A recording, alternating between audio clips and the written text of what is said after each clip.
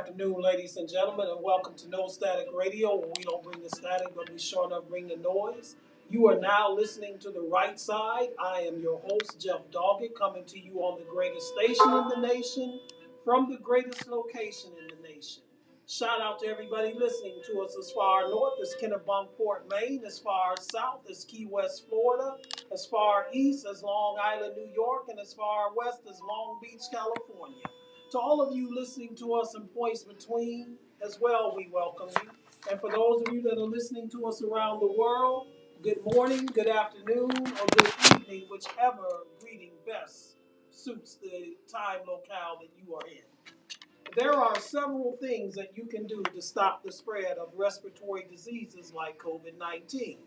Number one, wash your hands with warm soap and water for at least 20 seconds. Now, if you don't know what 20 seconds are, just sing happy birthday to yourself. And when you've completed that song, you've completed 20 seconds. Number two, cover your mouth when you cough or sneeze. Yes, I know.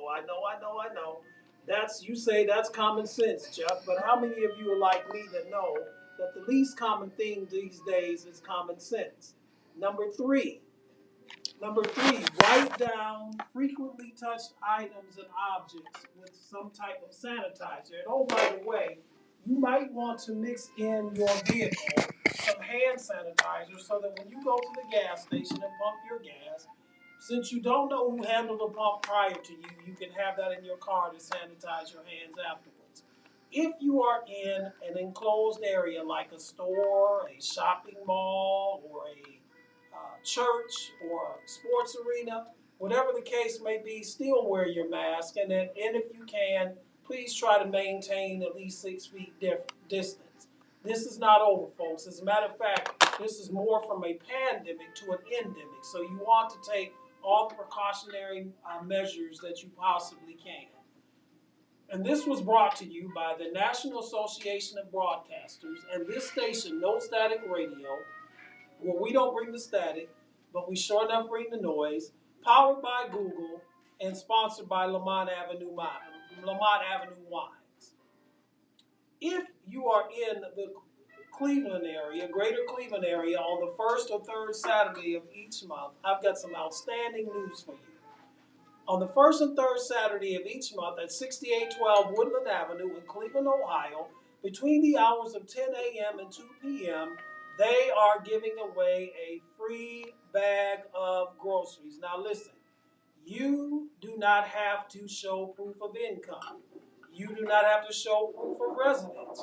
You do not have to show anything. And the only thing that you have to show is up, in that you show up and you get a free bag of groceries, no questions asked. But listen, folks, it doesn't stop there. No.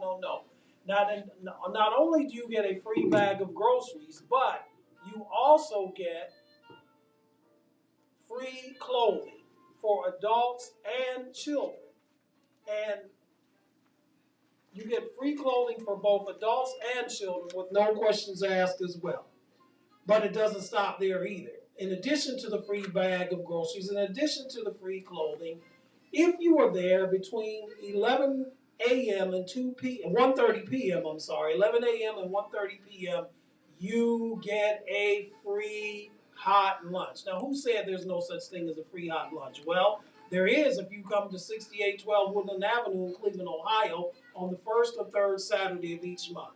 And we want to thank the Greater Cleveland Food Bank, Major Care Ministries, and Williams Temple Church of God in Christ, who houses this event each month. For those of you that are regular listeners to this show, you know that we talk sports, we talk politics, we talk the issues of the day. I put some topics out on the table, and I give my take on those topics, and then we invite you to call in at 216-939-5087, 216-939-5087 with your take on said topics. And today, in our second hour, we're going to be talking about Ja Morant, gangster or baller. We're going to talk about whether Fox News is really a legitimate news network or is it a propaganda tool. And if we have time, we'll give our take on the whole Lamar Jackson situation and close out, as we do each week, with our hero and zero of the week.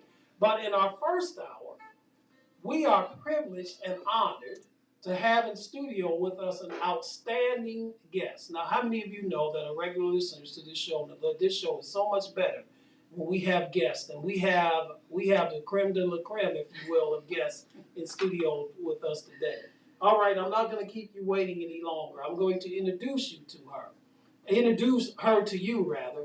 We are privileged to have with us Billy J. Gilliam, who is a licensed independent professional clinical counselor and licensed independent chemical dependency counselor in Cleveland, Ohio.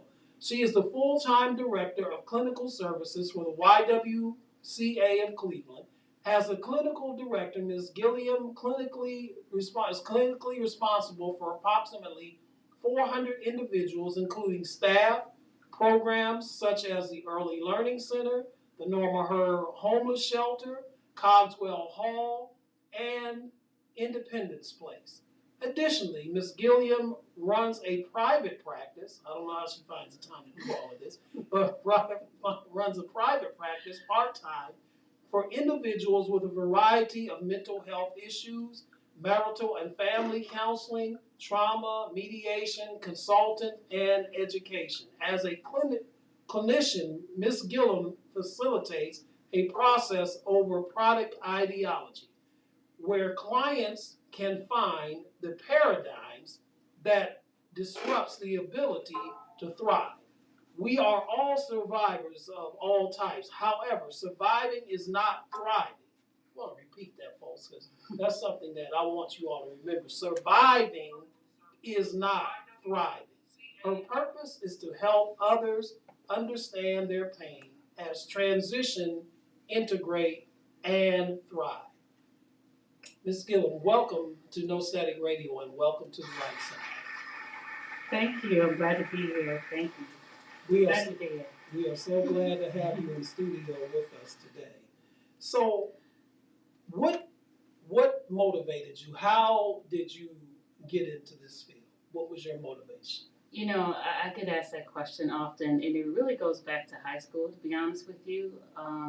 I took my first class, a psychology class, as a senior in high school, and fell in love with the subject. But honestly, even before that, you know, I used to have to catch the bus to school or to work in high school, and I noticed I pay attention to people. Like, I want to know what motivates them, what made them say that, what made them think that. So motivation of people is something I've always been curious about. But really, it started in high school when our first, not professor, but our first high school instructor started talking about different psychological concepts. Now, did you, just out of curiosity, did you attend high school here in the Cleveland area? Or are you a native Clevelander, or are you a native of some other city? Absolutely, 216 all day. Right, yes, absolutely. Yes, I went to high school at Shaker Heights High School. Oh, okay. And yeah, graduated in '92 and Cleveland State from there, just down the street, which I'm very proud of. And then went on to John Carroll. I did my grad at John Carroll. Very good, very good. Now, you just made me feel old when you say you graduated in 92. The year I graduated is none of nobody's business that is listening nowadays. Well, we'll go on. Ms. Gilliam, so is counseling, and now since you mentioned this, a question I'd like to ask you is, counseling and psychiatry a difficult field for a woman to be in? Well, probably psychiatry for sure, because psychiatry is more, a psychiatrist is a medical doctor, they're an MD. Mm-hmm. They have very little counseling training, to be honest with you. They're just strictly about the meds. Counselors, is it difficult to get into the field? I guess it depends on where we are. Like, for example, Ohio is really big on social workers. Their counselors are here. But what we are seeing is actually the field is more dominated by women, to be perfectly honest. There's not a lot of men, especially black men, in the field. So as a woman of color, since this field is dominated, as you said, primarily by women, as a woman of color, then, does that make it easier for you, the playing field easier, more difficult, or there's really no negligible difference that you can see? It's actually more dominant. So as far as counseling, it's more dominated by white women, to be perfectly honest. So yes, sometimes that can be a little bit more difficult because individuals are not very cultural uh, competent or astute to know who's in front of them sometimes. And so what ends up happening when people of color go to a counselor who has a different background, they might think the process doesn't work, and that's not really the case. Maybe the case is just not a good fit, you know. And so I hear a lot of people will seek out a counselor who looks like them because there's things that you don't always have to explain, and you can show up as your full self as opposed to trying to hide part of who you are so the person across from you doesn't judge you. You're listening to the right side on No Static Radio, where we don't bring the static, but we sure enough bring the noise. In celebration of Women's History Month, which I neglected to say at the beginning, we have in studio with us Billy J. Gilliam, who is the clinical director of the Greater Cleveland YWCA. Billy, since you are a clinician, and I know that you deal with people who have mental illness challenges, Mm-hmm. how much of a part does drug abuse and especially the epidemic that we have in this country right now, drug abuse, how much does that play into mental illness that you have observed in your career? Well, I mean, so it really depends. So we're talking about, so there's a couple of types of drug addictions, to be honest with you, that I see happening. There's this great special on Netflix called that talks about Xanax pills. This is a great special. I really encourage everybody to watch it. And not that I'm anti-medication, I'm not. What I am anti is that if you're doing something for 20 years and it's still not working, then maybe you need to evaluate whether or not that's the right path for you.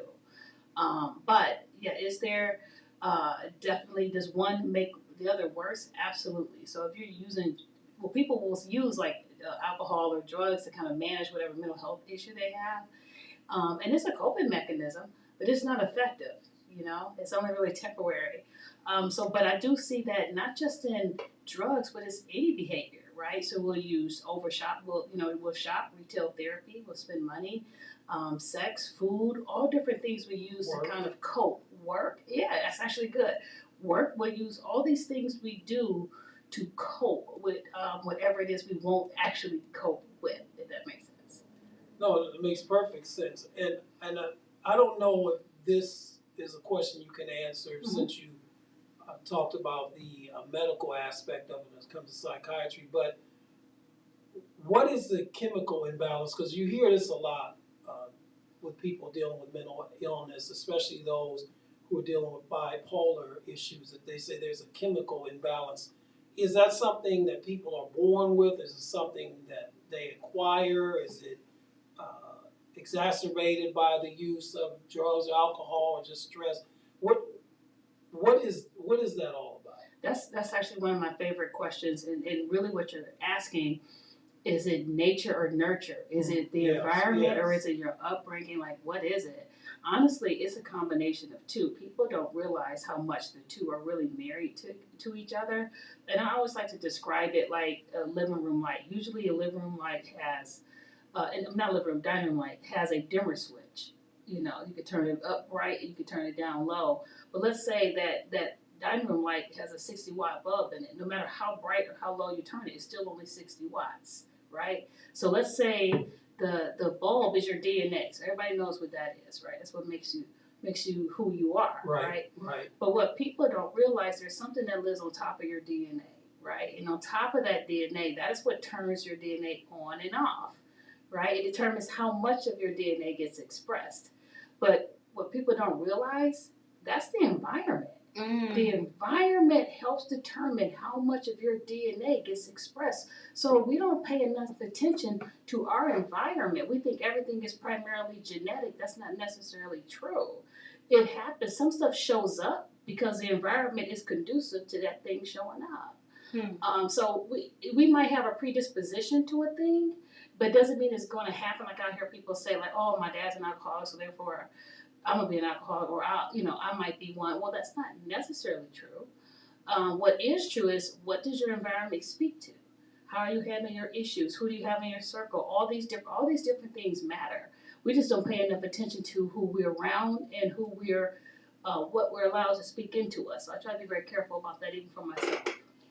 And I'm glad you said that, because that kind of dispels a myth and or notion that these types of diseases or illnesses or addictions, rather, is the better term, I guess, is what I'm looking for here, that these kind of addictions are inherited naturally, just like, if you have a family history, for example, of people in your family that have glaucoma, for example, then there's a greater chance that you would receive that you would contract that disease sometimes in life, because it's in your bloodline, so to speak.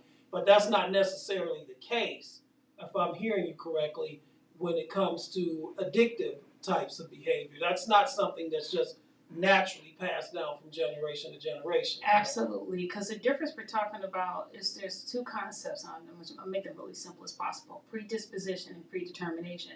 If there's a predisposition, it's like, okay, maybe you might. Like I did all this genetic testing, and then I learned that I have a variant in my genes for macular degeneration in terms of loss of sight at some point. So I go to the doctor. The funny part of that story, let me back up, is that I was so pressed about reading that, despite the fact that I know the difference between predisposition and predetermination. I swear I felt like my vision dropped like 50%, like I couldn't see anything. But that's not true. I went to the doctor and they said, well, do you have all these other risk factors? Do you do this? Do you do that? Do you do that? And I was like, no. He's like, then you're fine. So there are risk factors, but it doesn't mean that it's going to happen, right? So very few things are actually predetermined. Most of the time it's a predisposition, there's a possibility, but doesn't mean it's going to happen. And that's the same with even mental health. And I really want to make sure that's stressed, because I hear that when people think bipolar disorder, they think with depression or ADHD, all these other different diagnostics, that, oh, I definitely got it from my mom, or I definitely got it from my dad. Well, it's not necessarily true. You might have a gene that allows it to express itself, but it will only express itself if the environment gives it permission to. Truth or myth? Because this is something that we hear quite often. So, truth or myth that the education system and the medical community is more predisposed to labeling uh, students, children of color, especially males, being ADHD, where that may not necessarily be the case. Is that a truth or a myth in your experiences? What have you seen? It's an absolute fact. Without a doubt, absolute fact. And so part of my job at the Early Learning Center at the YWCA is over the Early Learning Center. And so, like, I had a parent yesterday who wanted a referral for her child to have ADHD. Her child does not have ADHD. What her child has is post-traumatic stress disorder. That's what her child has. And so we're very, and what happens, even when parents want a referral, I'll give it to them and I'll say, hey, listen, why don't you bring the report back so we can talk about what this actually means. And I would want their therapist or whoever's doing the assessment to justify the outcome, because it's too easy. We give them away. We do that. People don't realize how much that diagnostic follows them around. So I'm very careful about, I don't just give a diagnosis out, because I'm very well aware how it sits there.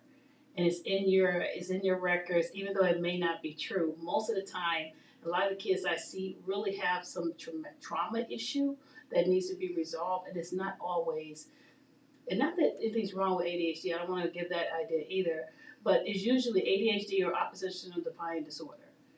So they'll see that and see this kid as a bad kid, and then put them through this process instead of giving them the support they need. Correct. So true, so true. And then when you factor in the the socioeconomic factors that go into all of that, especially within the city of Cleveland, especially within the lower income areas and neighborhoods where you have older homes, and you have children that are dealing with lead poisoning and all of the ramifications behind that. Then, as you said, children can get misdiagnosed, which is a perfect segue into the next question I wanted to ask you. There have been several studies and documentaries and what have you concerning the effects of racism in America, in this country. And well, that's a double, I guess, in this country, America, but the effects of racism in this country upon people of color, particularly people in the African American community, and what role, if any, does the society that we live in play into the mental health of people within this society? Ooh, this is only an hour show. I got to think about this. So that's a great soapbox question for me. So, systemic racism has a huge impact on the mental and physical health of African Americans. It is not even something that's my opinion.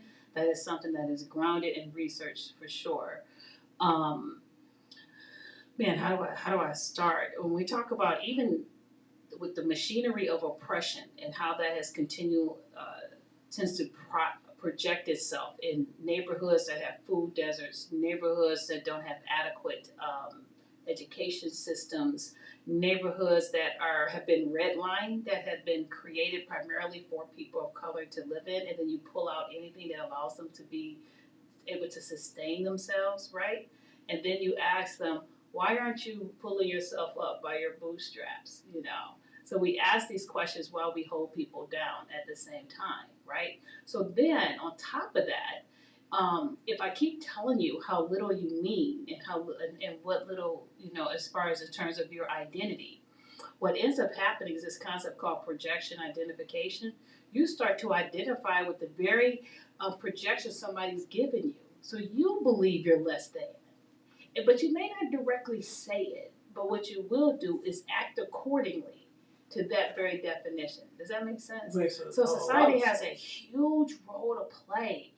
Now we all understand that in these worlds where we want to talk about it, but the moment you ask people to make a shift and change and have to hold some responsibility for it, that's a whole different conversation. You're listening to The Right Side on No Static Radio, where we don't bring the static, but we sure enough bring the noise. Our call-in number is 216-939-5087, 216-939-5087. We have in studio with us for Women's History Month, Billy J. Gilliam, who is the clinical director of the Greater Cleveland YWCA. Billy, how do you counter those on the right who will say that you need to get over this racism thing, that, you know, you've had a black president, you know, you've got more black millionaires now than at any time in the country's history, that the black middle class is more vibrant than any time in this nation's history, and that it's not this way anymore. It's not that way anymore. There are no white and colored signs up anymore. They're Jim Crow, and I'm throwing an argument out. I'm not saying I agree with this. I'm just throwing this out here. How do you counter that? Well, there's a couple of things, and there's this statement I read that, and I'm hoping it's accurate, but someone stated that Malcolm X said that if you put a 9-inch knife in my back and you pull it out 6 inches, I still have a knife in my back, you know. So it's not enough to say that things are different because we had a black president. And then you look at how that administration was even able to work with the amount of adversity it had to go against on its own. But you can see it in in terms of our poverty lines, in terms of education systems. It's not that it's over. It's just that it's built in our system, you know. We might not see, the only time that we want to react and respond to racism from my perspective is when we see it in police brutality. That's when people, and I'm going to tell you why I think that. Because that's when non-black people get to say, "Oh, that's terrible. Black lives matter," because that's not them. They're not the ones with their knee on somebody's neck, but they're not willing to relinquish any amount of their privilege that they've gained from the back of some other black person. You know what I'm saying? Yeah, you know, yeah. They don't literally have their knee on the neck, but figuratively and metaphorically they do. Yes, absolutely. So that is something that I see people want to jump off. I'm doing this one talk about police brutality on the 23rd. And that's fine and all, but people love to jump on that because people love to talk about the sin they don't engage in, right? Right. But there's all these other things that you're a part of in this system that perpetuates the systemic racism and oppression of Black people.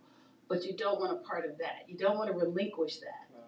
Well, to your point, you mentioned just a few minutes ago about redlining and food deserts and for that matter, take it to another level, healthcare deserts as well. Yes, health disparities. In your introduction, you said that you grew up in Shaker, you went to Shaker High School. Okay, I grew up in the Lee Harvard area, and for those of you that are outside of Cleveland, I'm just going to give you this illustration, but this applies to mostly, if not every, urban area in this country.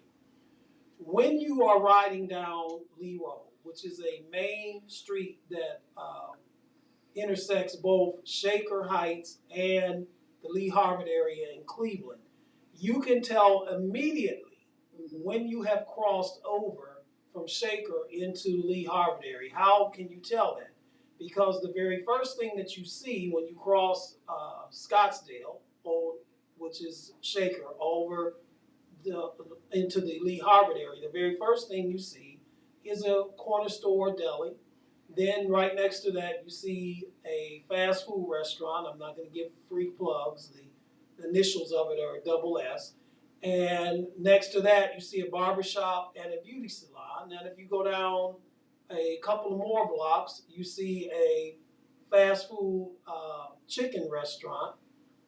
And then across the street from that, you see a sub shop. And then down the street from that, when you go down a couple more blocks, you see another fast food restaurant, and you see some more hair salons. Then when you get to Harvard, by the time you got to this was before you even got to the next main intersection, which is Harvard. Then you see more fast food restaurants, more beauty salons, and if you go all the way to the end of Lee Road where the freeway begins, you're going to run into about 3 or 4 more fast food restaurants, at least 5 or 6 more beauty salons and barbershops, at least a couple of more corner stores and what have you that are selling numbers and cigarettes and alcohol, etc. That is how you can tell if you don't see any person on the street. Now, notice what I didn't say. And this is not to put down these businesses. People open the businesses they open because they're trying to make money. That's what capitalism is all about. I get that. But the type of revenue or type of income they're creating is not wealth. And notice what I didn't say.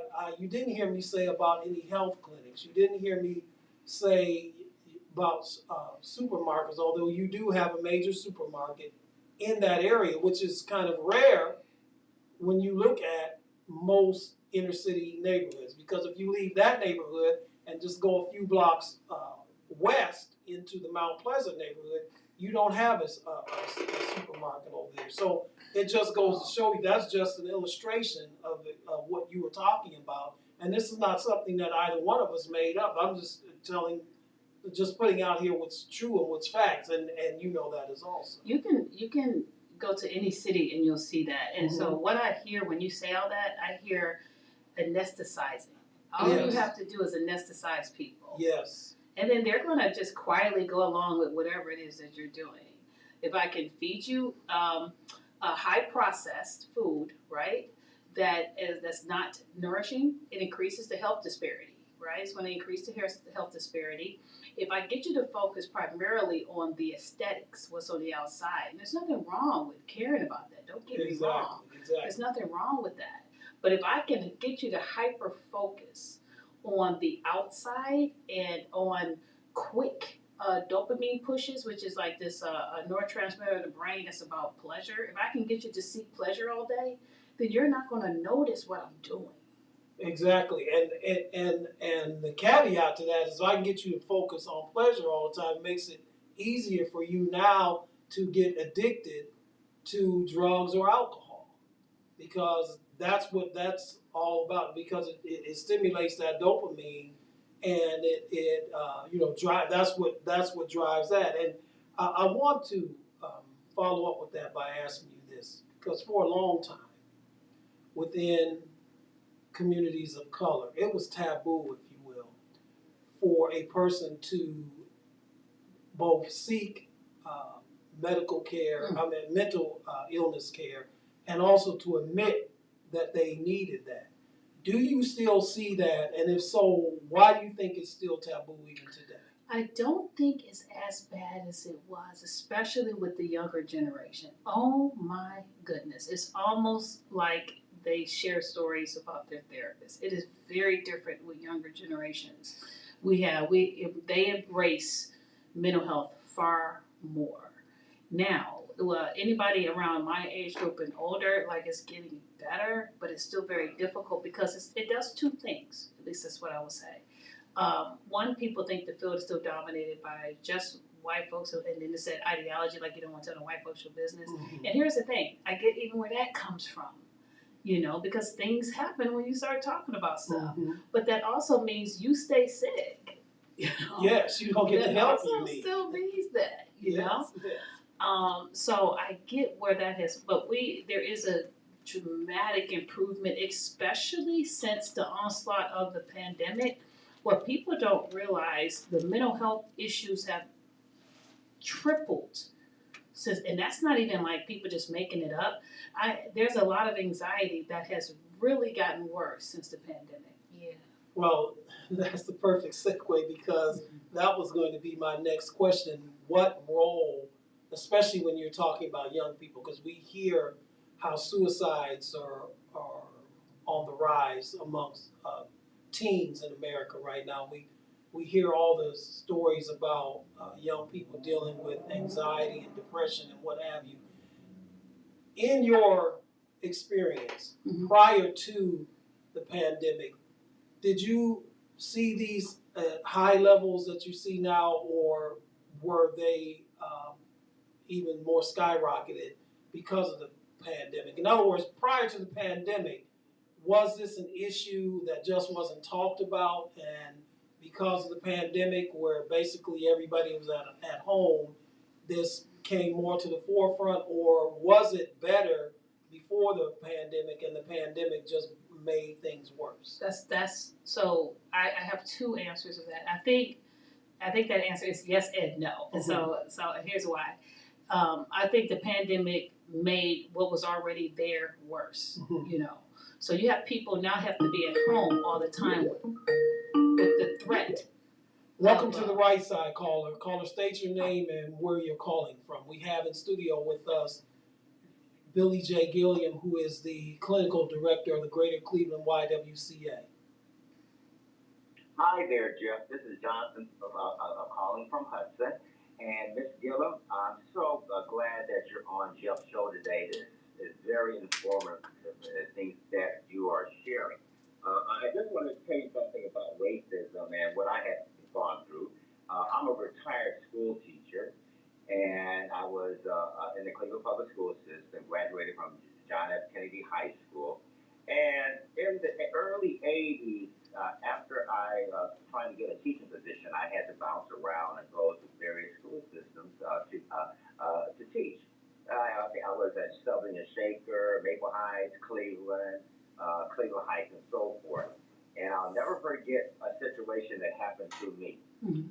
I was going to call the sub at Moreland Elementary School, and this was in the early 80s. So I walked into the office where the secretary was, and the first thing she said when she saw me, because there were very few black male teachers at that time, the minute she saw me, she said, "Oh, are you filling in for the janitor today?" Wow. I said, "I was dressed properly.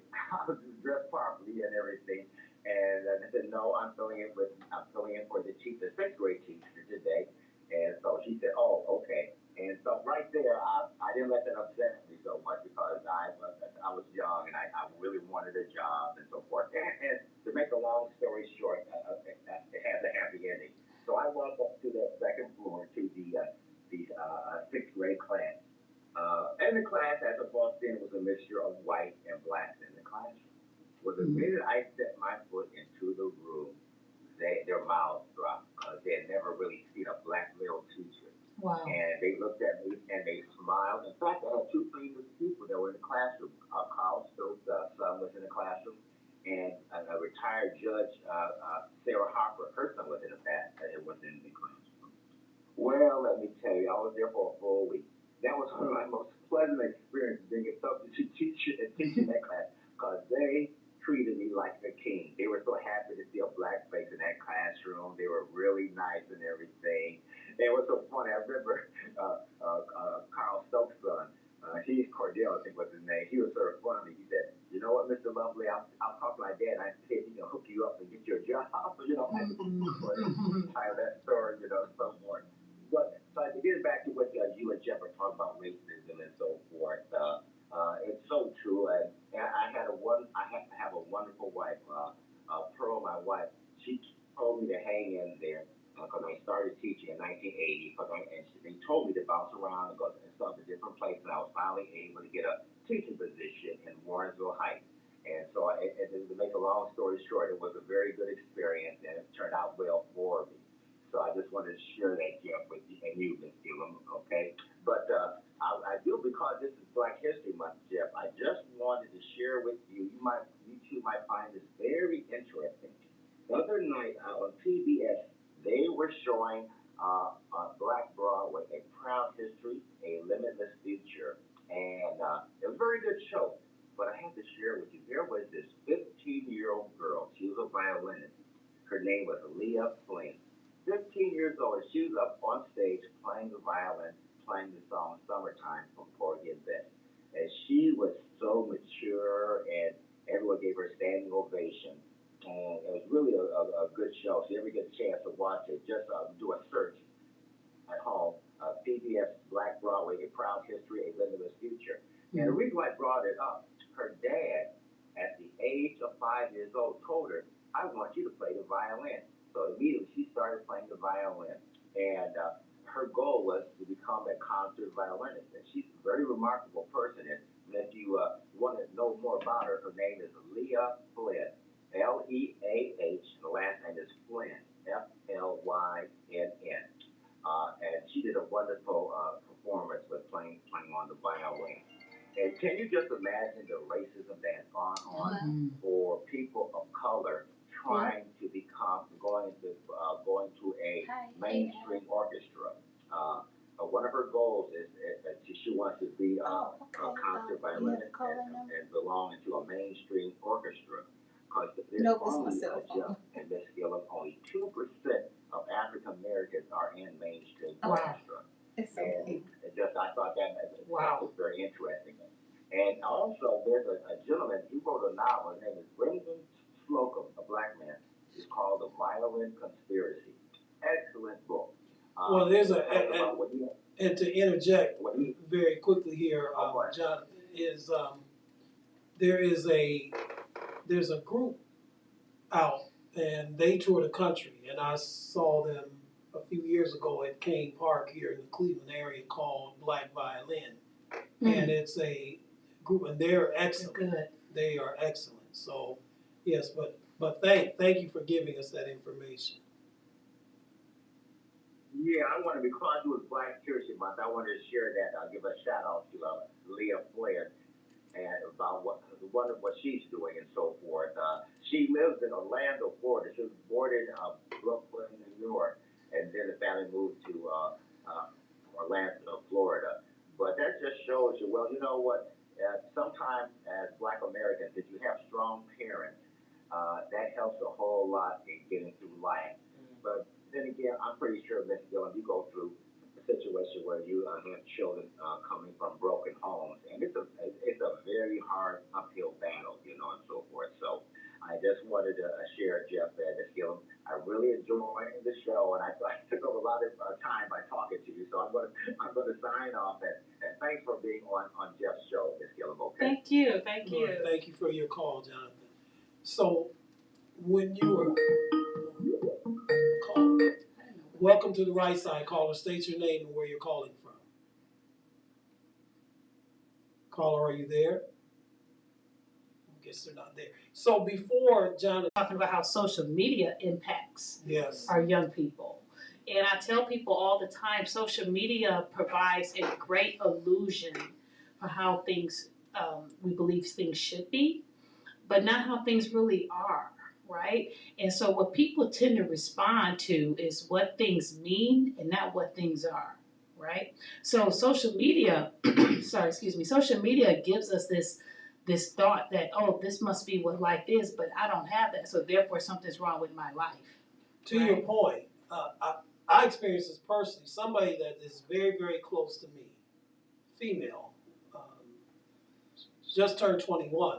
Matter of fact, today, but when she was 16, she was attacked on social media by a woman that was 4 years older than her, and it drove her to the point where they had to take her to Rainbow Babies and Children and put her in a psych ward for a couple of days because of the trauma, the traumatic effect that it had. Were accused of something that she was not even doing, but that then others on social media started to join in, and it just put that much stress and anxiety on her to that point where she had to get that type of care. So this what you're saying is I know it's real because I experienced it firsthand. Last question, and please explode the myth that people are homeless because this is a choice. Why is it, in your experience, why is it that people are homeless? It's not that people decide, I don't want to live in a home anymore, so I want to live out on the streets, or I want to live in a shelter. What do you see as the root cause of homelessness? It's not a choice or a decision that person makes. Right, and just so you know, 80% of the homeless population at Norma Her are Black women, right? And so homelessness impacts many more people of color than non-people of color. Number one. And you're right. People will say they want to, that that's the way they want their lives to be. So that's what, they're not pulling themselves up by their bootstraps. But there's all these systems in place that people that are kind of, we start just accepting that's the way it is, We don't even realize how negative it is, and we accept it, right? So all these systems are in place that calls for people to be unsheltered, right? And when we say people are homeless, I'm trying to work on not saying homeless as much as possible, because when we say a homeless person, we largely identify that that's that person's choice, right? And when it's unsheltered, there's a level of responsibility that I have to that, right? And so what we don't realize, for example, in order for me to live the life that I have, and this is real, I'm oppressing somebody. Somebody is paying the price for my lifestyle. And that may not be in the U.S. Usually it's somewhere else that people are doing that. And because I recognize that, and because I recognize that I didn't really get here by myself. I got here on the shoulders of a lot of people, then I have a responsibility to make sure I take care of those people who are not as lucky, who have a lot of systems issues, There's a lot of programs out here to help people, but not everybody. Some people they consider deserving of the help, some not so deserving. And how is that determined? Listen, if you don't understand, and I call it the game. If you don't understand the game, you don't end up winning very well. When I support people or write letters or do something like it that people don't even realize how insulting it is for when I hear a white person tell me, "Oh, you're so articulate," right? I have to really work hard not to say anything because I'm like, okay, I have an agenda here, and that's not on my agenda right now. But in order to support and get people kind of the help that they need, I have to understand their rules, And when you know the rules, then you do a little bit better. But it's still an upstream battle every step of the way and exhausting. But most people don't know that. And then most people may not know all those spaces available to them, but we won't give it to them. When I say we, I mean the system. And then we hold them responsible for not making it and not doing well. Mm-hmm. You know what I'm saying? Mm-hmm. It is your fault you didn't get there, but I'm going to withhold the information, and I'm going to make you justify why you should have the basic needs, such as a house, right, or a place to stay. A place to stay. And your statement in here, first of all, so glad to have you in here. I wish, thank you. There's so much more that I have here that we didn't even get to. But when you just said the statement about a person says to you that while you're so articulate, the flip side of that is our own people look at a person like you and the way you speak and carry yourself. Oh, she's trying to be Act white. right, That's yeah.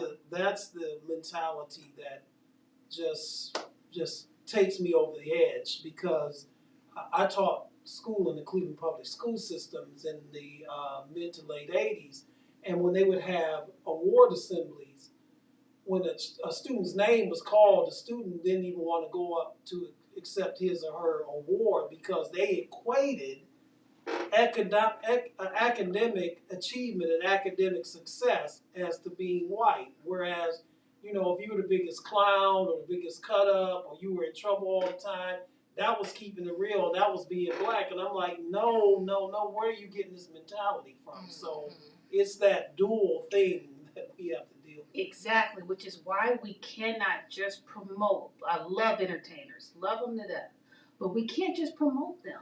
Yeah. No, We can't just promote ball players. no, We can't just promote these people. They're when Black History Month, it's the same 6 people we talk about. Like, we're still talking about them. Not that we shouldn't talk about them. There's a lot of people we could really be talking about. right. Well, if you listen to this show, we don't talk about those same 6 It's people not, doing in February. And so people don't. So we only do what we're exposed to. Mm-hmm. We need to see the possibility. So we have to see it. But if you don't see, let's say black men therapists, you don't look to become one. No. You know, if you don't see, people need to be exposed to things and actually see these different CEOs or teachers or entrepreneurs. However, I'm actually very careful with the entrepreneur thing, because then everybody's just talking. Then there's this grind mentality. That's a whole different type of issue. But we have to see these other images outside of ball players and entertainers. Right, because there's only, for all you out there that listen and think that you're going to play in the NBA, there's only 300, basically about 310 players in the NBA, out of all the people that are in the world, okay? And so I'm not telling you not to follow your dream, but you really need to do a reality check. Well, listen, Billy, we're so grateful and so thankful to have you on with us today. We got to get you back, because there's some things I'd like to talk to you about the whole psychosis. I won't say psychology. I'll call it the psychosis of the N word when it comes to black people, and using it and embracing it as a term of endearment, because I believe there's a whole lot of psychological ramifications behind all of that. But unfortunately, we're running out of time for this hour, so I'd love to have you back someday. Sure. We're so happy to have you. You're listening to The Right Side on No Static Radio. We don't bring the static, but we sure enough bring the noise. We have in studio with us this first hour Billy J. Gilliam, who is the clinical director of the Greater Cleveland YWCA. We're going to take a short break, and we come back in the second hour. We'll be talking about Ja Morant, gangster or baller. We're going to talk about Fox News. Is Fox News a legitimate news network, or is it a propaganda tool? We'll talk a little about Lamar Jackson, and we'll have our hero and zero of the week. Be back at you in a few.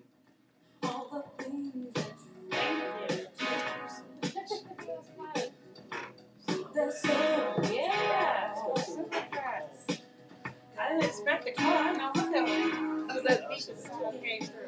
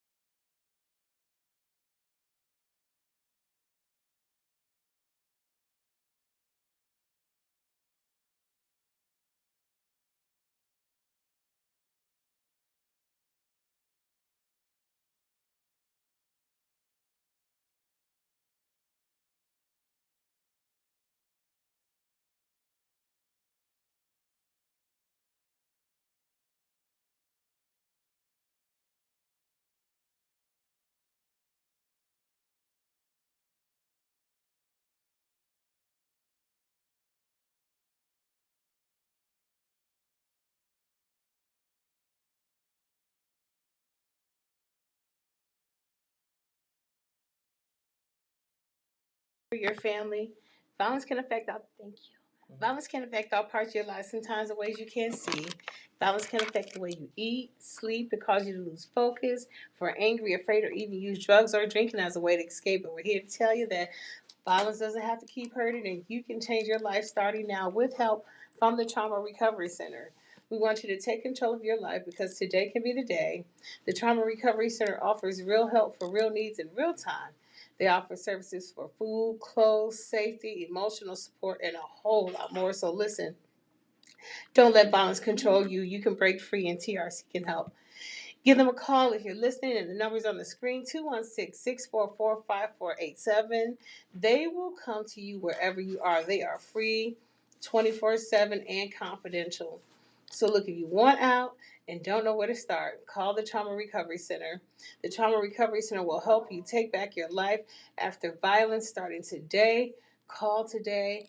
Get the help you need today. Listen, when I tell you that if you call, they'll come immediately, call today. The Trauma Recovery Center, affiliated with the Center for Families and Children. And finally, I'm kind of excited about this one today, you guys. Yeah. So, in honor of Women's History Month, I got a few of them here for you. And as I tell you all the time, today you might want to pull out a pen and a pad or pull out your notes on your phones because it's a lot of information I'm going to try and get through really, really quick so we can get back to the show. So I want to introduce to some and reintroduce to others these seven phenomenal women. There are movies, books, memoirs about male heroes for World War III. So meet 7 indomitable women of World War II. There is one name that just might surprise you. So Florence Finch, tortured by the Japanese army with electric shocks and confined to a tiny cell, Finch refused to talk. In the case of Finch, the Philippine-born daughter of an American father, Afro-American father and Filipino mother, practically no one outside of her family knew that she was a highly decorated veteran, having received the Medal of Freedom in 1947, the nation's highest award to a civilian. And Virginia Hall, imagine fleeing on foot over a mountain range in deep snow, pursued by Nazis, and doing all this on one leg, with one leg. To the French, Hall became known as La Dame qui boite, the limping lady, for English terms. And to the Germans, she was Artemis, one of the most dangerous Allied spies. Among her feats, she worked undercover, posing as an American journalist from the New York Post, planning and organizing resistance movements. And Jane Vial, please forgive me if I said it wrong, Jane Vial, she survived a concentration camp, was so expert at coding, was such an expert at coding that the Nazis couldn't uncover her secrets, and went on to her brilliant career as a senator to further women's rights. And Lee Miller covered battles during World War II and was even arrested for it by the U.S. Army because of her gender. At the siege of St. Malo in 1944, Miller was the only photographer present, and she covered the battle alone for several days. After the battle, the U.S. Army arrested Lee for violating the terms of her accreditation, which banned her from covering conflict because she was a female. Despite this, Miller went on to continue to take some of the world's most compelling and important images, including piles of bodies and skeleton survivors at Dachau and at the Buchenwald concentration camps, which shocked the world. And Noor Inayat Khan broke away from from a noble Muslim family to prove her worth as an Indian citizen in war, only to be ratted out. But she still refused to give up her secrets. Noor was sent to France, but there was a dissent within the cell that received her, and she was sold out to the Nazis. Kahn was arrested, interrogated, and tortured, and tried to escape twice. After her second attempt, she was kept in shackles and in solitary confinement for 10 months. She still refused to give up her colleagues. Ultimately, Nora was among those executed in Dachau. Her last word is said to have been Liberté. For her brave service, she was posthumously awarded the George Cross and the Croix de Guerre. Croix de Guerre, thank you so much, Jeff, with a Silver Star. So here's the surprise: Josephine Baker.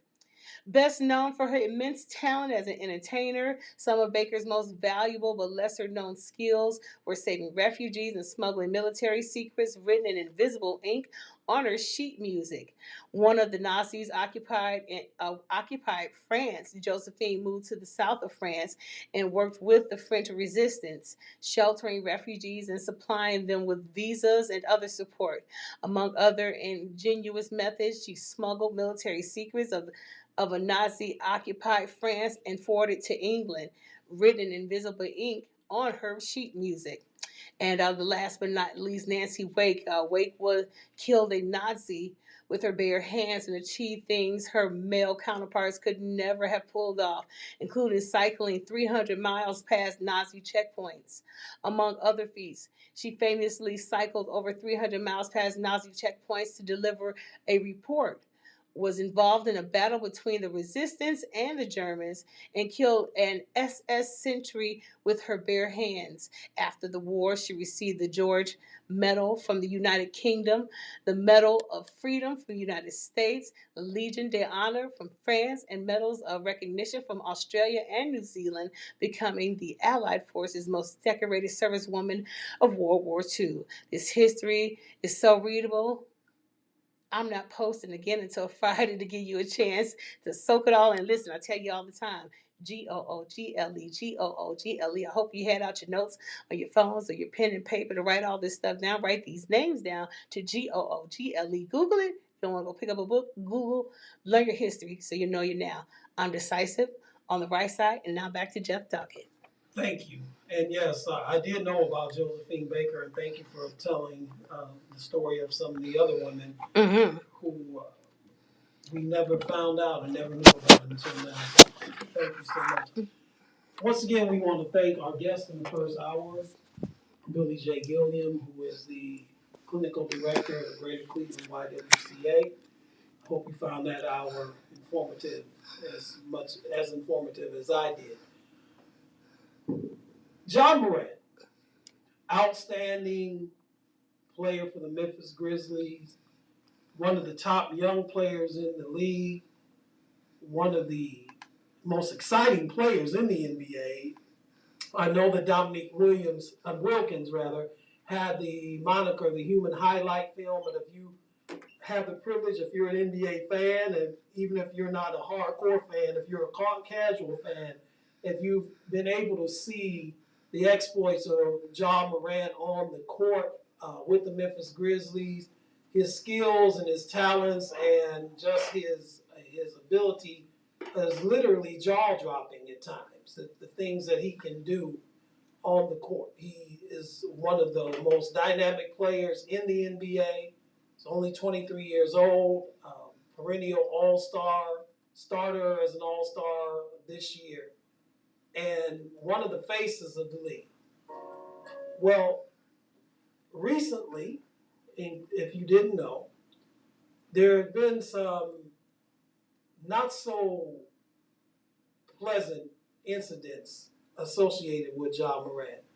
Well, one is that earlier this year, allegedly, some members of his party pointed a laser at the bus carrying the Indiana Pacers after a game with the Grizzlies, where there was some talking and chirping back and forth between Morant and some of the Pacer players. There also was a report by the Washington Post that Ja Morant beat up a 17-year-old male at his house, and they were playing basketball in his driveway, and that he went into his house, allegedly, and got a gun and waved the gun at the young man. And then a week ago yesterday, actually it was a week ago today because it was in the wee hours of the morning last Saturday, March 4th, in a strip club in Denver, Ja Morant went on his live Instagram feed and featured himself in this strip club in Denver brandishing a weapon and waving it around.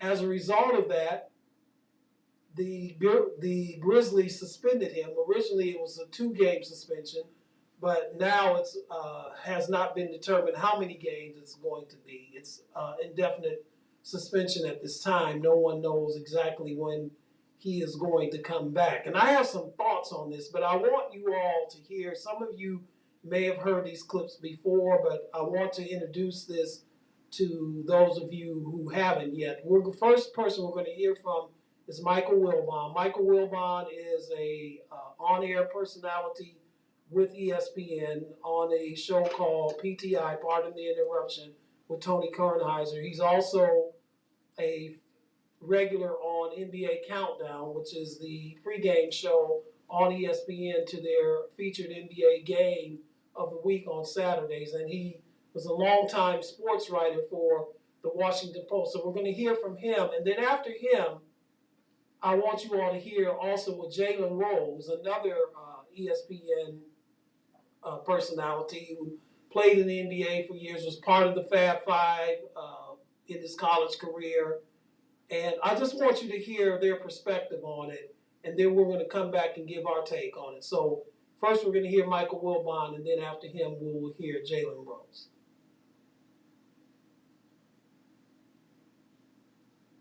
Oh, it's coming. It's acting stupid. They were getting that queued up now.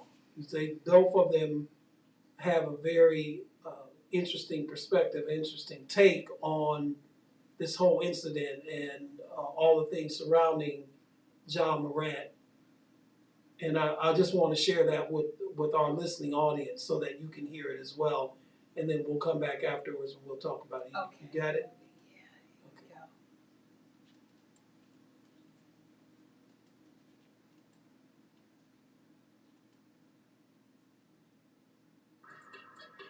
We are at the Seaport. We are brought to you by Chase, and we are counting it down to a powerhouse showdown at the top of the Eastern Conference. Milwaukee and Philadelphia. Actually, we're going to hear Stephen A. Smith first. Mike Greenberg, Michael Wilbon, and Adrian Wojnarowski will join us in just a moment as we begin with the latest developments in a story that has been developing all day and certainly has the entire NBA world talking and beyond. The Memphis Grizzlies announced. Fans that all of us up here are fans of his. And anything that we say, myself, Wilbon, Jalen Rose, Woj, anybody, we're saying it in the best interest of his future. I covered Allen Iverson for the first 10 years of his career, every day. And when I tell you that was a beat in and of itself, Woj knows what I'm talking about, but then everybody knows what I'm talking about there. It was a different level, okay? But when you look at Ja Morant, the one thing that I find incredibly alarming, there was so much stuff that Allen Iverson took hits for that had nothing to do with him, but everything to do with the company he kept. And because from the streets, very loyal, ain't diming out anybody, he take a lot of hits. In this particular instance, that's Ja on film. That's Ja that you see on the TMZ video. He had no choice but to own that, to be honest with you. And so I applaud him for embracing that. But when you bring into account the other incidences, let me look in the camera and say what I'm about to say to Ja Morant. You are a superstar. You're 23 years old. You got a deal that kicks in next year that could exceed $231 million over the next 5 years. And on this show, on national television, there's you associated with police. Think about that for a second. And then ask yourself, is it really, really worth it? You know the answer to that, bro. Mm-hmm. It's not worth it. You're a superstar basketball player. You represent your organization. You represent your family. You represent your city. You've got to be mindful of all of that. It's never off. And so many times we don't tell these players this. NBA has off-duty police officers that got connections with the FBI, that got connections with everybody. The NBA knows what you're doing. They know who you're doing it with. They know where you are. They know how you're conducting yourself at all times. Don't think they're not watching. They're always watching. And when I get upset, is that all of us, Jalen's from the streets of New York, Detroit, I'm from the streets of New York City. You know, we know this kind of stuff.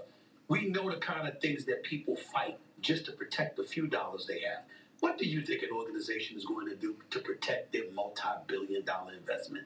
They will spare no expense. They will do whatever they can. So I want him to be mindful of that, be aware of that, understand that you're in a different stratosphere. You got to conduct yourself properly.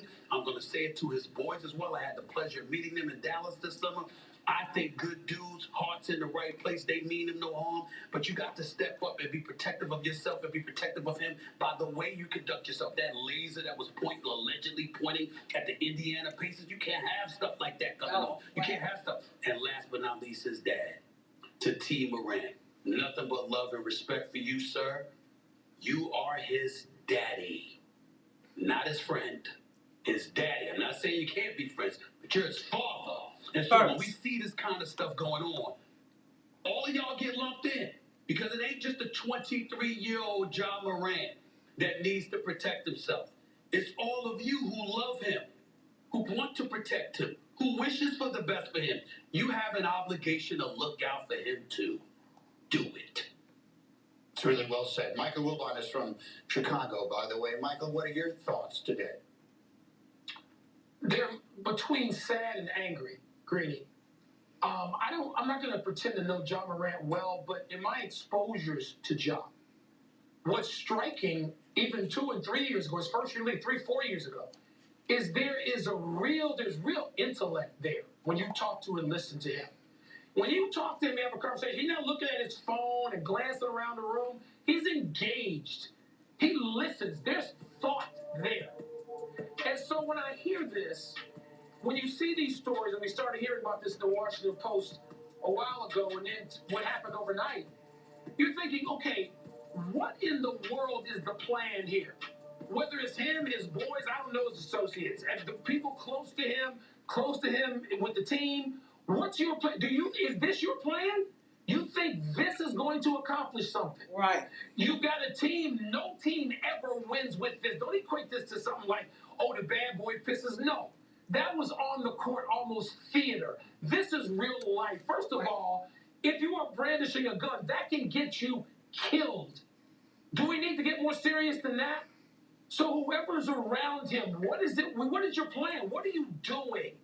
You can't turn on TV for a half an hour without seeing Shaquille O'Neal and Charles Barkley and Steph Curry and LeBron James, the faces of the league over a 40-year period among them, not to even mention Michael Jordan. Do you know what's at stake?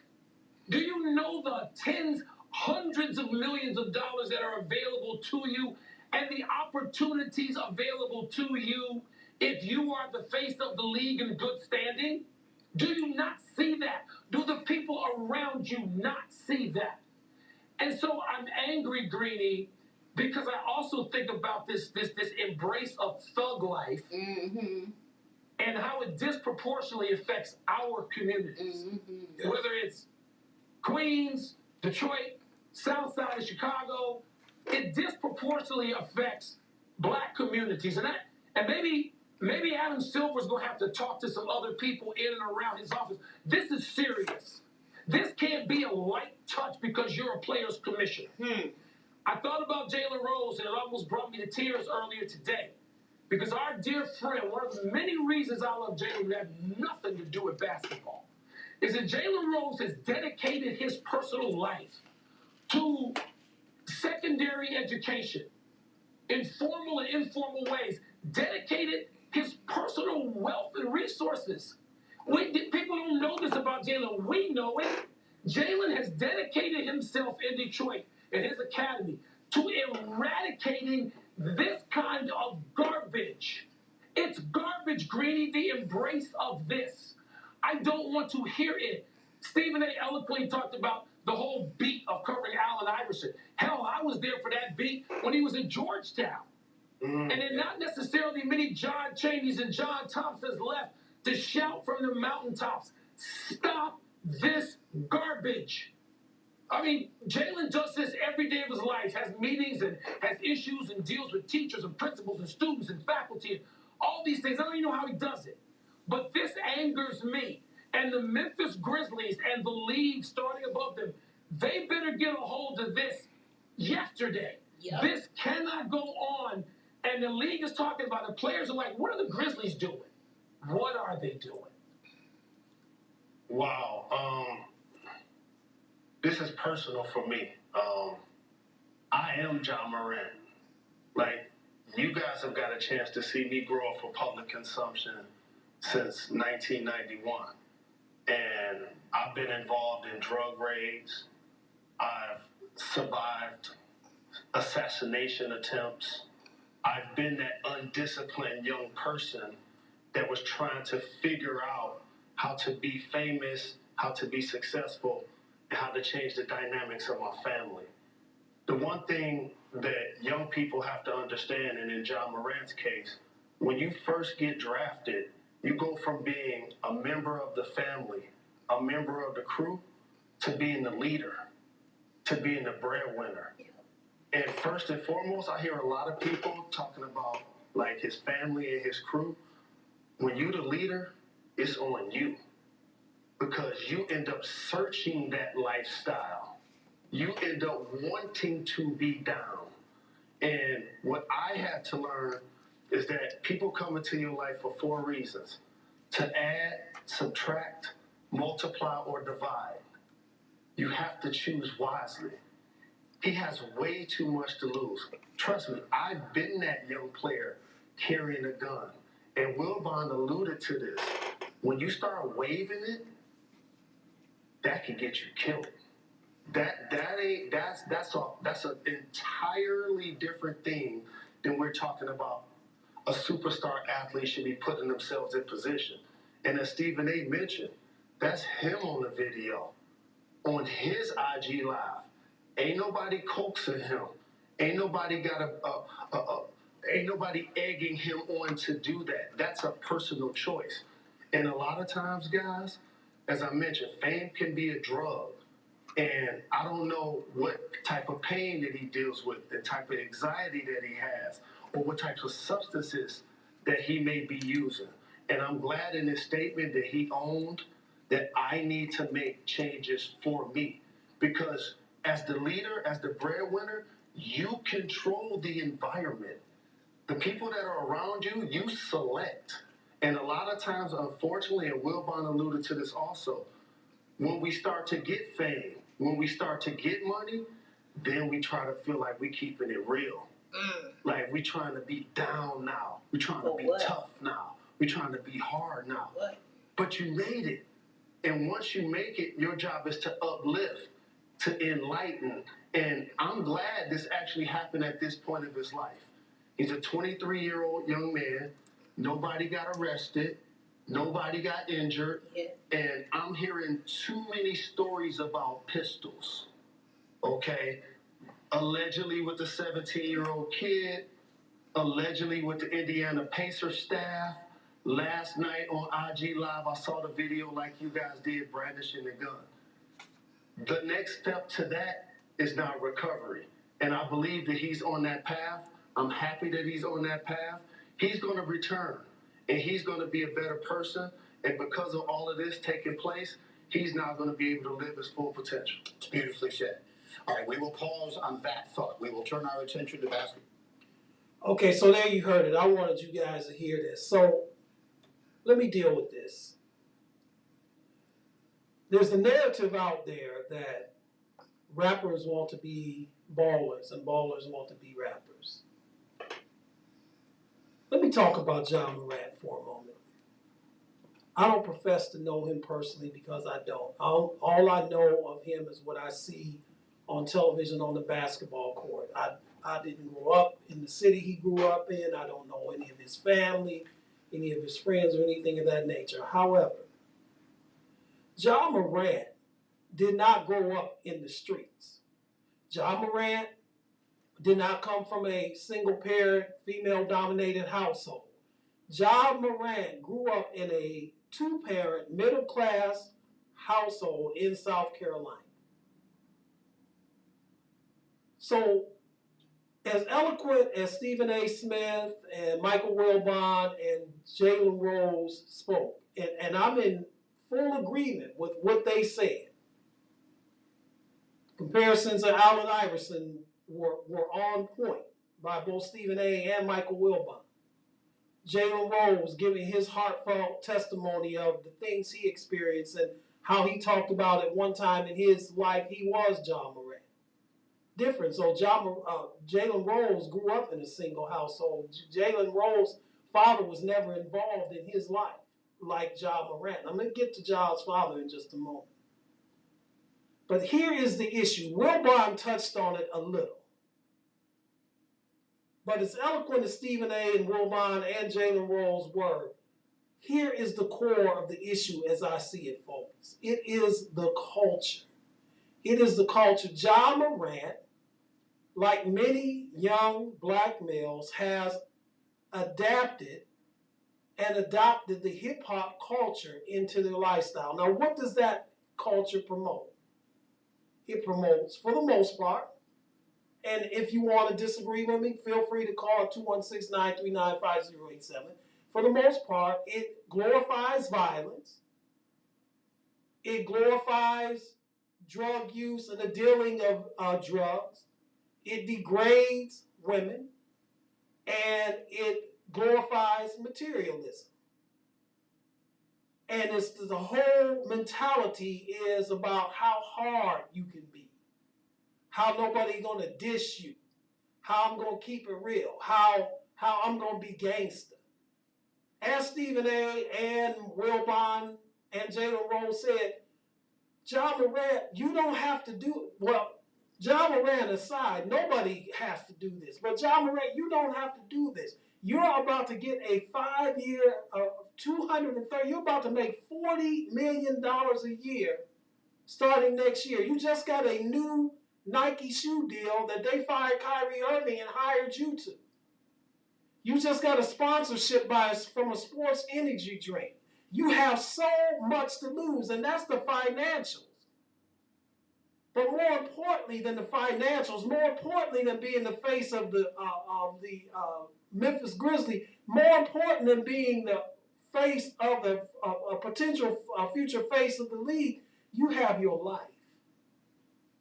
Stop trying to live this thug life. Stop trying to be hard. Stop trying. All that's going to do is get you dead. You don't believe me? Go talk to Tupac. Oh, that's right. You can't talk to Tupac. Go talk to Chris Wallace, a.k.a. Big. That's right. You can't talk to them. Go talk to Nipsey Hussle. That's right. You can't talk to them. This culture is destructive. It is destroying our community, especially as Wilbon said. It's especially destroying communities of color throughout this country. And to his boys, to his hanger-on, well, we got your back. Now, ride or die. We love you. You know, really? Do you? Because if you had his back, if you were his ride or die, if you really had his best interests at heart, one of you would pull his coattails and pull him aside. Yo, Ja, man, you ain't got to roll like this, dog. I mean, you got your bag. You about to get your bag. You ain't got to roll like this.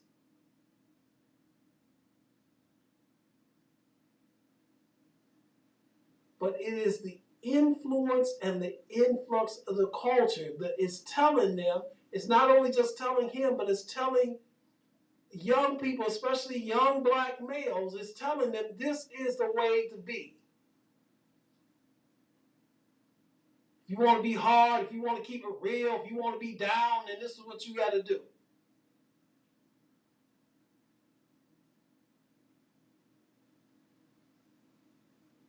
Not to mention, as we talked about, the psychology, or I call it the psychosis of because it's an illness of the N-word, interposed and all of that. makes it easier then to look upon somebody who looks just like you, who has the same background that you have, as just another end. So it's easy for me to take that person's life.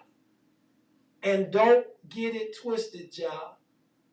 As Wilbon said, as Jalen Rose said, you start waving a gun around, most time a person take a gun out, they're not just taking it out to show it. I'm praying and I'm hoping that you have learned your lesson from this. If you have, thank God, because it didn't cost your life or didn't cost somebody else's life.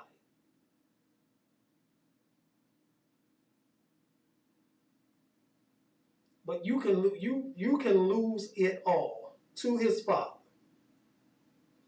Mr. Morant, I know you love your son. I know you're proud of your son. I know that you want to be around your son. Who doesn't? Who doesn't want to be around their children? Especially if their child embraces them. But Mr. Morant, you're not one of his boys. You aren't part of his crew. You're not part of his posse or whatever you want to call it. You are his father. Be a father. Stop trying to be his boy. He's your boy.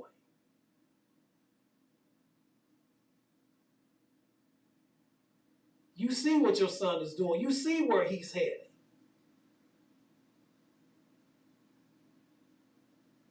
You need to pull him aside. Have a talk with him. If he doesn't listen to anybody, he's certainly not going to listen to me. Maybe he'll listen to Stephen A. or Wilbon or especially Jalen Rose. But he's going to listen to you. Yo, Ja, dude, it's not about street cred. You got all the cred. Man, what more cred do you want, man? You one of the best ballers in the world. What do you want to do? You want to be a baller or a gangster? And really, to really keep it a buck, true G's don't go around waving their weapon around like that. Because the only time a true G is going to pull on you is when he's getting ready to use it. Is that what you want to be?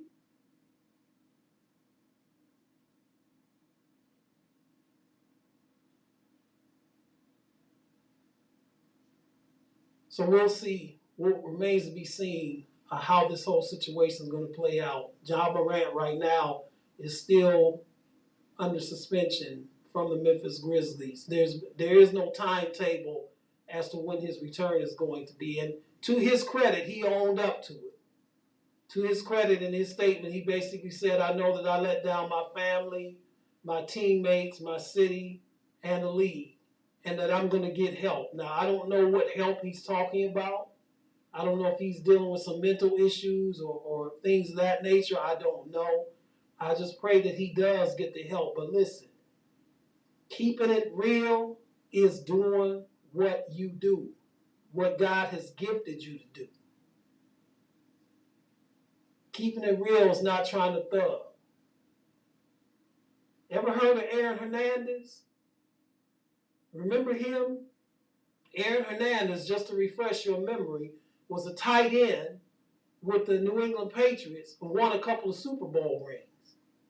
But he decided that, that's not what he wanted to do. He still wanted to be a gangster. He still wanted to be a thug. So he wound up being indicted for murder and went down for that and died in prison at a young age. By right, he should still be playing in the NFL, or maybe his career should have just ended. But his life is ended. Ja and whoever else in the league right now that's thinking that's the way to roll, that's the way, that's the way you're supposed to rip. I'm just trying to keep it real. I'm just trying to show everybody I'm still down. You need to leave that mentality behind. And it's not about that you think you better than or you above everybody else and your boys. Listen, if people really love you, they're going to support you. They're going to want what's best for you. And Jalen Rose was right. The people in your life are there for one of four reasons: to add to it, to subtract from it, to divide it up, or to help you multiply it. And you need to select the people that are close to you that's going to be in your inner circle based on those who want to add and multiply. You're listening to The Right Side on No Static Radio. We don't bring the static, but we should not bring the noise. So if you have any thoughts on that, 216-939-5087. Fox News. Is it a legitimate news network or is it a propaganda tool? Well, let me give you some facts and then you decide. First of all, the so-called Speaker of the House, Kevin McCarthy, Congressman from California. If you're a regular listener to this show, you know that I have dubbed him Little Kev, because he basically sold his soul to win this gavel to be the Speaker of the House. Part of the deal was that if he became Speaker of the House, that he was going to release videotapes to Tucker Carlson, of all people. Yeah, that Tucker Carlson, Tokyo Rose, Comrade Carlson. You know, the same Tucker Carlson who said, why should we support Ukraine? We should support Russia. You know, Russia, who invaded, Russia that wants to annex Ukraine, wants to annex eventually Estonia, Latvia, Lithuania, Georgia. In other words, to reestablish the old Soviet Union. That is the dream of the butcher of the Ukraine, the greatest war criminal since Milosevic and one Vladimir Putin. So anyway, Comrade Carlson. He promised Comrade Carlson that he would release this tape. Well, listen, what Little Kev did is he released 40,000 hours of videotape of the January 6th insurrection so that the truth, if you're watching via YouTube or Facebook, you see me doing air quotes, so that the truth about January 6th can come out. Well, we had a January 6th committee, Little Kev and Comrade Carlson, and the January 6th committee did not call people from MSNBC, didn't call people from the left or left-leaning politicians or people from Antifa and all. No, they called people from the Trump White House, Trump supporters, and they told us the truth about January 6th, number one. Number two, we all have eyes and we saw what happened.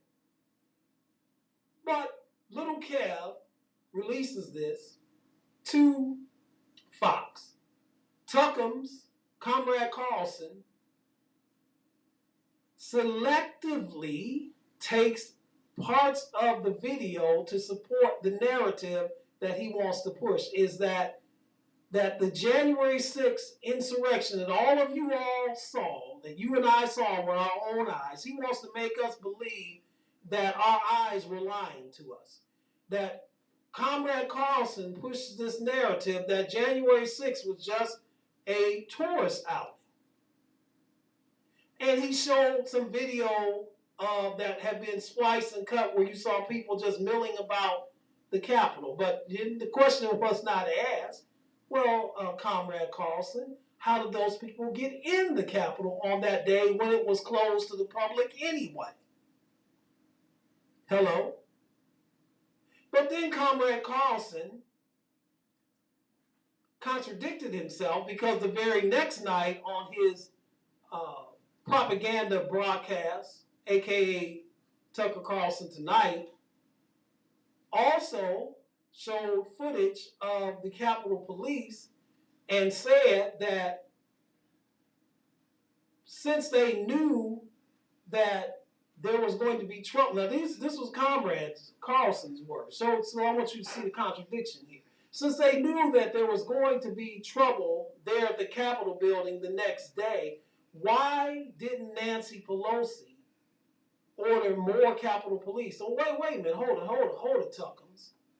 If it was just a, quote, normal tourist outing, unquote, why should you need extra Capitol Police on the scene? Because you said that was just a normal tourist outing. Also, in the lawsuit brought by Dominion Voting Machines Company against Fox,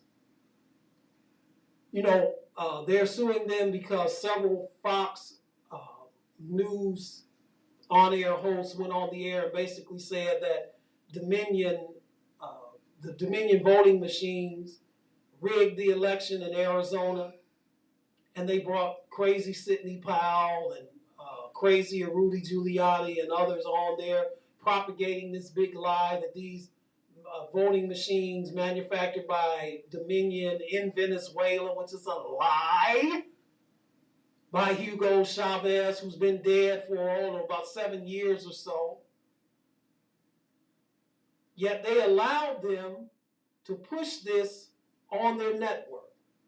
Their own Lou Dobbs dismissed because of it. But you know what the interesting thing is, folks? That what this whole lawsuit has brought out is that behind the scenes, Comrade Carlson, along with Sean Hannity, and Laura Ingraham, were sending each other text messages and group chats that were basically saying that they did not believe this stuff, saying that, for example, that Sidney Powell was out of her mind. Comrade Carlson, shock of all shocks, talks about how he despised Trump after January 6th. This email was sent on January 6th or 7th, I can't remember the exact date, of 2021. Doesn't make a difference, it was sent. And yet, they got on the air and deliberately lied and allowed people to come on their network and lie. Now, why did they do that? They did that because on the election night, Fox was the first network, and correctly to do so, by the way, that declared Arizona for Joe Biden. And that sent Trump and the Trumpites into an uproar. And they started losing viewership. Someone brought Don Lemon into... They start losing viewership to Newsmax and to One America or America One Network. So what Fox decided to do, what Rupert Murdoch, because they didn't want to lose viewership. In other words, viewership is more important than the truth. They decided to allow what they knew was a lie to be continued to be broadcast on their network between November election and the insurrection in January. So if you're living in an echo chamber where all you hear is Trump talking day after day about how the election was stolen, and then this echo chamber that all you're doing is watching Fox News that is propping these lies up and promoting this, then Fox is also, in my opinion, the way I see it, responsible for, in an indirect way, for what occurred on January 6th, because had they told the truth to their viewers, that might have taken some of the steam out of it. So I raised the question, and then they continued to promote this lie after the insurrection took place. And they're not even, by the way, they're not even reporting on the lawsuit that's against them. If you're a regular Fox viewer, I feel sorry for you, first of all, because your brain is probably cornmeal or oatmeal mush right now, but I digress. If you are a regular Fox viewer, you don't know anything about this lawsuit because they're not reporting it. But Comrade Carlson did this whole documentary on the Prime Minister of Hungary, Viktor Orban, who is a fascist, and to promote him as the style of government that we need here in the United States. I already told you how Comrade Carlson and others on that network have supported Vladimir the Butcher, the war criminal Putin, and how they are repeating Putin and Soviet talking points on their air to their viewers who, again, as I say, live in this echo chamber and get no other news from any other sources but them. So I ask again the question, is Fox, and you notice I haven't been using news, so you probably see where I'm going with this. Is Fox a legitimate news network or a propaganda tool? I answer emphatically no. Fox is a propaganda tool. They are a propaganda tool for Russia. They're a propaganda tool for Trump. They're a propaganda tool for the crazies on the right wing of the Republican Party, like the Marjorie Taylor Greens, like the Matt Gaetz, like the Lauren Boeberts, who, by the way, they talked about too in derogatory terms in their internal emails between one another. And the whole purpose of doing, because they know better, folks, they know better. But their whole purpose for doing this is based solely on ratings. In other words, they have sold out because they're afraid of losing viewers to Newsmax and America One Network. So I no longer call them Fox News because they're not a legitimate news network. In fact, I've dubbed them TASS. Mm-hmm. TASS, if you don't know, is the news agency of Russia, or Pravda. So I call them the Pravda or TASS, the U.S. Bureau. So there is no legitimate news. They might as well just drop the name news from their moniker and just call themselves Fox, because they are not news at all. Have thoughts on that? 216-939-5087. You know that on the show, if you're a regular listener to this show, I have dubbed the National Football League and referred to it from time to time as the National Hypocrisy League for several reasons. It's my take that the National Football League is the most hypocritical sports league in North America. And I have some facts, at least that I believe, that back that up. For example, we've talked about this on the show before, but they talk about how concerned they are for player safety, yet they schedule games on Thursdays, 3 days after players have run into each other at about 25 miles an hour for about 65 to 70 times in that game, not giving them sufficient time enough to heal to play the next game. They say they're concerned about player safety, and yet they want to keep adding games onto the schedule so that they can make more money.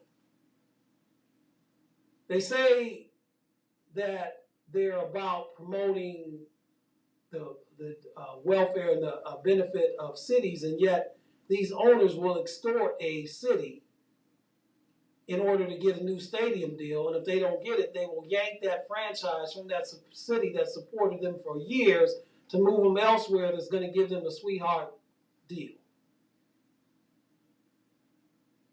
They talk about promoting racial equality, and yet they had race norming going on for so many years till that got exposed.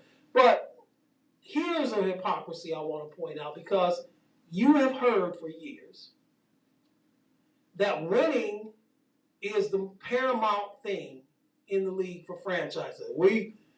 We're concerned about winning. We want to win. This is our goal as an organization, as a team. We want to win. Nothing else matters but winning. Okay? They tell you that's what they say with lip service. They say that. But their actions show altogether different. How do I know that? Well, there's so many ways, but let me just count this. Let me just put this one out here on the table as the most recent example. The most important position in professional football, for those of you that don't follow the sport, the most important position in professional football is the position of the quarterback.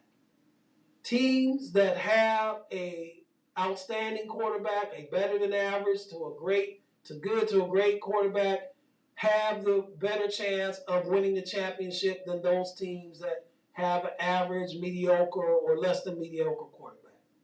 For those of you who follow the game, I'm not telling you anything that you don't know already. You know that. There is a quarterback by the name of Lamar Jackson that that's under contract right now for the Baltimore Ravens. Well, actually, he's not. They made him a contract offer, and he's yet to accept that contract. That is a former MVP of the league. The Ravens offered him a contract where they're going to franchise him, but they made it a non-exclusive franchise. Now, what that means is this, without going to a long and deep explanation, is that he can make $35 million a year, but since it is a non-exclusive contract, another team can negotiate with him, and he's free to negotiate with that team. And if he signs with that team, then it's the Ravens can either match that offer that team has given him, the contract plus the years and everything else stipulated in that contract, or they can let him go to said team, and said team would then have to trade the Ravens 2 number 1 draft picks. Now, as soon as the Ravens made their non-exclusive offer to him, there were several teams who came out publicly and said, several teams who desperately need a quarterback of his stature came out immediately and said, we're not interested in Lamar Jackson at all. But remember, winning is the most important thing.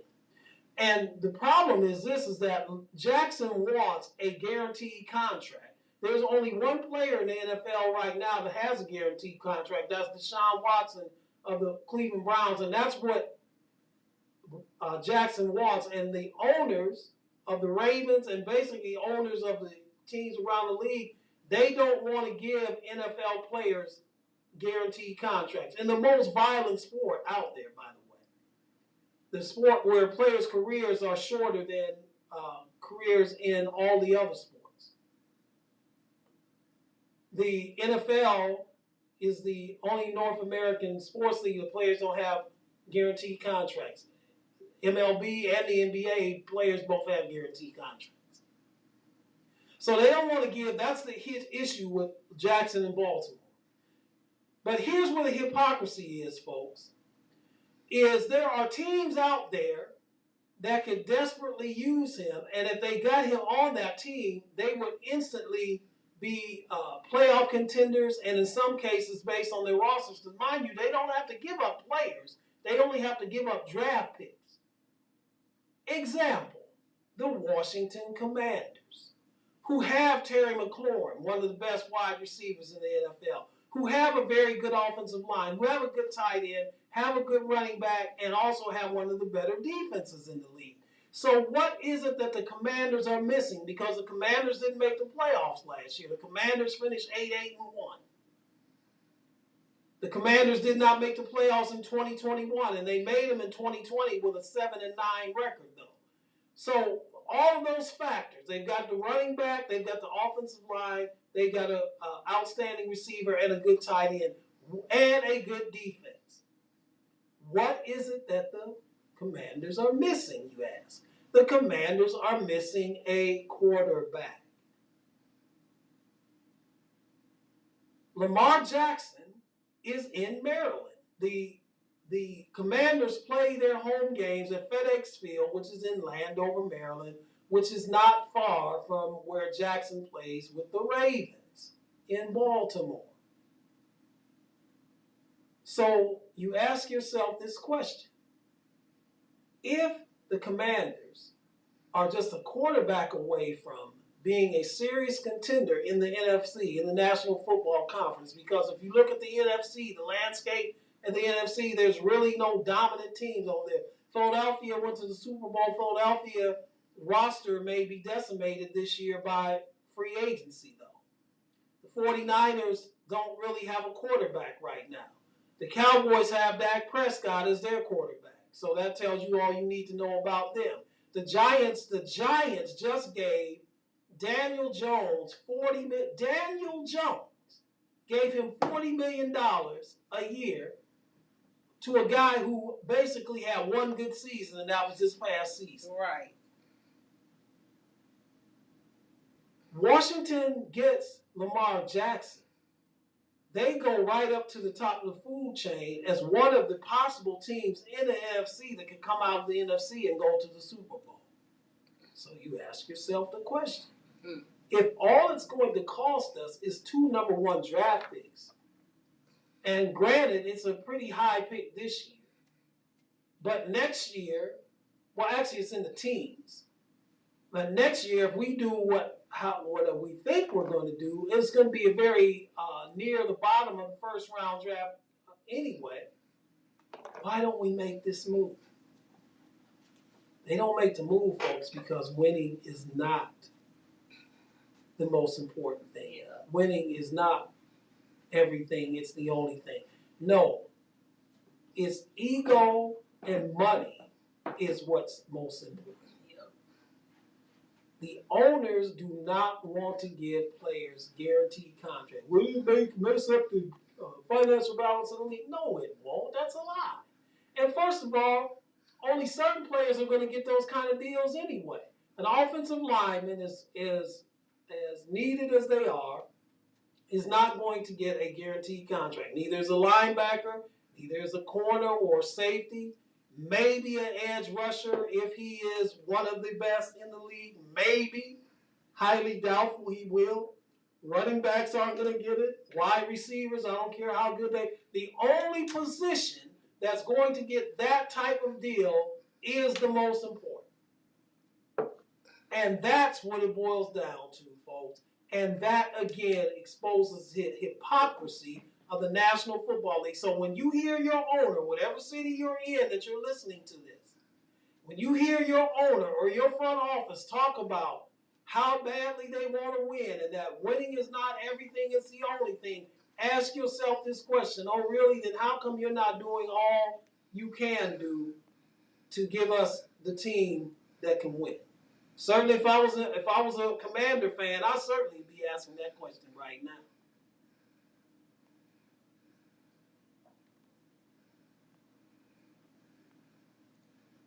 See, we're near the end of our program here. So as we do each week, we want to close out by giving our hero and our zero of the week. And our hero of the week is Congresswoman from the U.S. Virgin Islands, Stacey Plaskett. Now, if you're wondering why she is the hero of the week, she had the courage to speak up to and to counter basically the rhetoric of the chairperson, Jim Jordan, who's the chairperson of the Congressional Weaponization of Government Committee, which is a sham and a joke.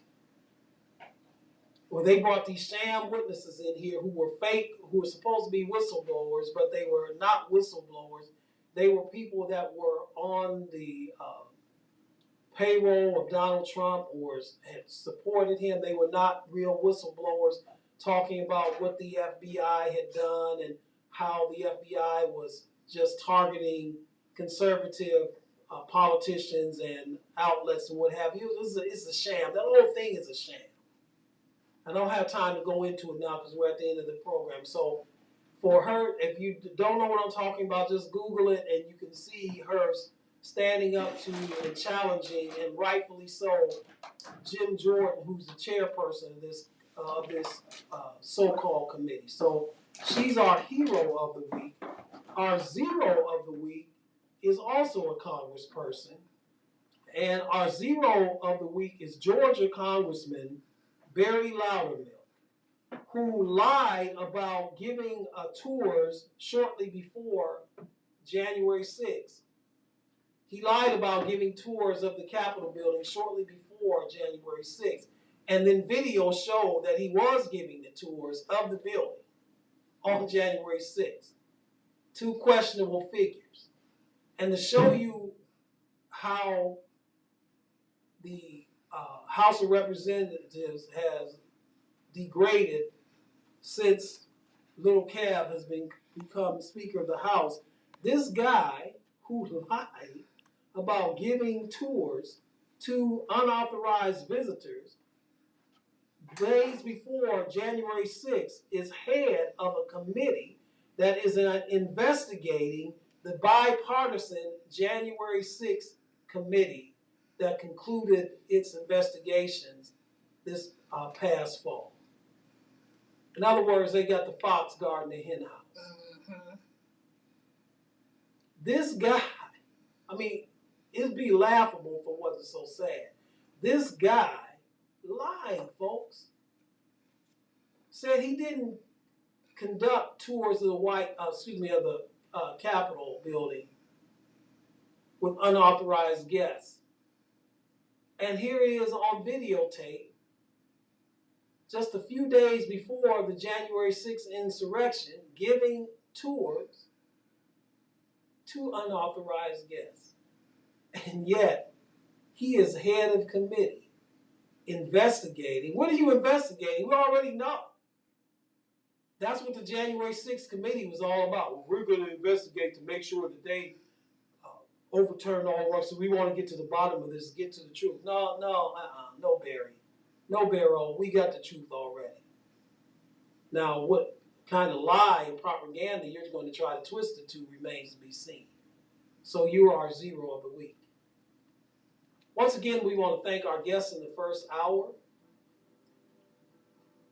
Billy J. Gilliam from the Greater Cleveland YWCA, who is the clinical director of the Greater Cleveland YWCA. I want to thank all of you personally who listened and watched us on the various outlets we have. But right now, I see that my time is up. Thank you very much for your time. And until next Saturday at 3 p.m., shalom.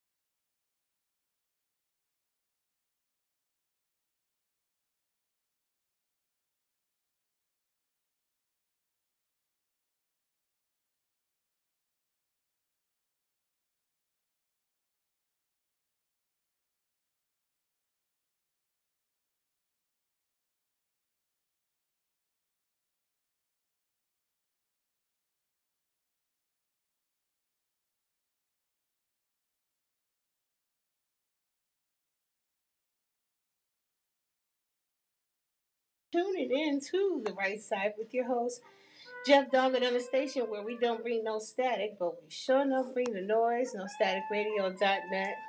Make sure you guys check us out on social media where we absolutely love to hear from you on Facebook.com/No Static Radio LLC, on Twitter at No Static _radio. Be safe. On Instagram at @TheReal_No Static Radio and on YouTube at No Static Radio.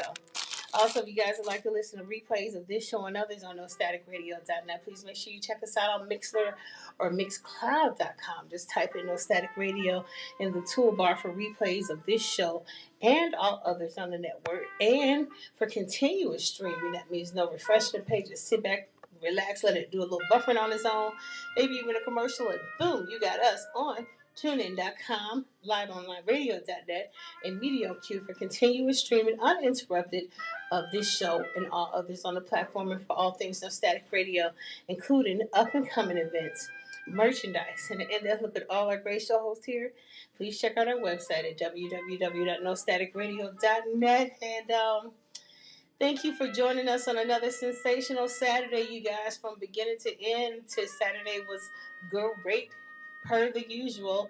We'd like to thank you so much for tuning in. We appreciate you and we love you so, so much. And you know what it is? We've got more music for your listening pleasure here on your Voice of the Revolution on staticradio.net. Powered by Google, partnered with Colors, and sponsored by Lamont Avenue Wines, the Cleveland Rugby League, and Hot Girl Scare. You guys be safe, be well, and we'll see you on Monday with Bub and Wax on Sports. Oh, I'm sorry. The Hustle and Flow show. The Hustle and Wax. Listen, forgive me. I'll get it straight. But I believe it's Hustle and Wax Flow and everything else. Okay, that's it. Yeah, so make sure you tune in to them on Mondays, 2 to 4 p.m., followed by the return of More Than Meets the Eye from 7 to 9 p.m., and maybe even a little Motor Monday from 5 to 7 with Drag Race Ultimate Sport. We'll see. We'll see. They're preparing for a whole lot. Got the Piston Power Autorama coming up March 31st through April the 2nd, so we'll see. You never know. Also want to give a special shout out to Minolta's Trophies and falling in love with Carly. Welcome aboard. Welcome aboard. There's so many we'll be introducing you to next week. You guys be safe. Remember, the Trauma Recovery Center is here to help. 216-644-5487. Also, Major Care Ministries and the Cleveland Food Bank. Also, the Cleveland Food Bank at the Muni Lot. So, you guys, there's resources out there for you. Also, HEAP, PIP, and the Winter Crisis Program that isn't over with until, I believe, August. Make sure you guys go to... Oh my goodness, help me out. The Step Forward program. Just Google search Step Forward program and it'll take you to all those applications and a whole lot more. I'm your girl Decisive, here at No Static Radio, home where we don't bring no static, but we shouldn't bring the noise. And guess what? I'm out. Peace.